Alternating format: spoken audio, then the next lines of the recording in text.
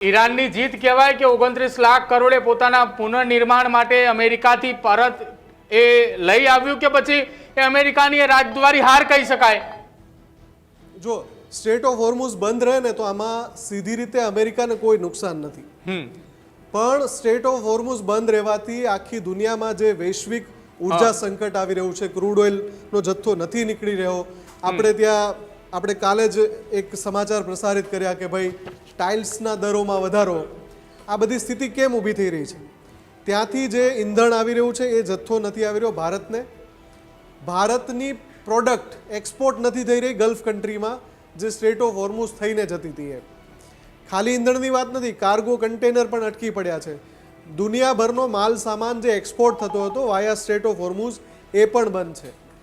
ભારતમાં જ્યારે માર્કો રૂબિયો આવ્યા, હમણાં ક્વોડ દેશોની સમિટ હતી ત્યારે, તો માર્કો રૂબિયોને પણ ભારતે શું મેસેજ આપ્યો કે તમે સ્ટ્રેટ ઓફ હોર્મુઝ ખોલાવો.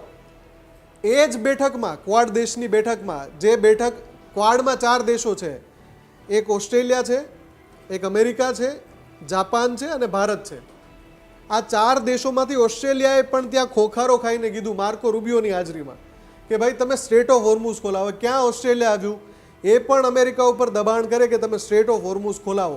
એટલે જે દુનિયાના 160 દેશો સાથે અમેરિકા ધંધો કરે છે, વેપાર કરે છે, એ તમામ દેશો પ્રેશર કરી રહ્યા છે અમેરિકાને કે ભાઈ તમે સ્ટ્રેટ ઓફ હોર્મુઝ ખોલાવો.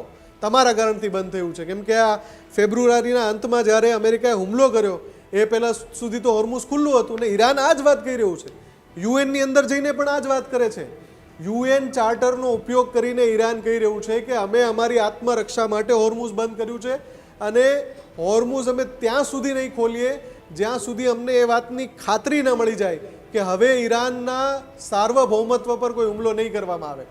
એટલે અમેરિકાને બેઝિકલી કોઈ નુકસાન નથી જો સ્ટ્રેટ ઓફ હોર્મુઝ બંધ રહે, પણ અમેરિકા ઉપર આખી દુનિયાનું પ્રેશર આવે કે ભાઈ તમે ખોલાવો. એટલે અમેરિકાને જો દ્વિપક્ષીય અબજો ડોલરનો જે વેપાર કરે છે અમેરિકા, એ બધા દેશો સાથે કરવો હોય, અમેરિકાએ બધા દેશો સાથે વ્યાપાર કરાર સહિતના એગ્રીમેન્ટ્સ કરવા હોય તો એને સ્ટ્રેટ ઓફ હોર્મુઝ ખોલાવવું પડે. હવે એ ઈરાન ખોલતું નથી એટલે ત્યાં પ્રેશરમાં આવી ગયું છે. ત્યારે જ ન્યૂઝરૂમ ગુજરાતની યુટ્યુબ ચેનલને સબસ્ક્રાઇબ કરો અને ઇન્સ્ટાગ્રામ અને ફેસબુક પર ફોલો કરો. અપડેટ રહો, સત્યની સાથે રહો.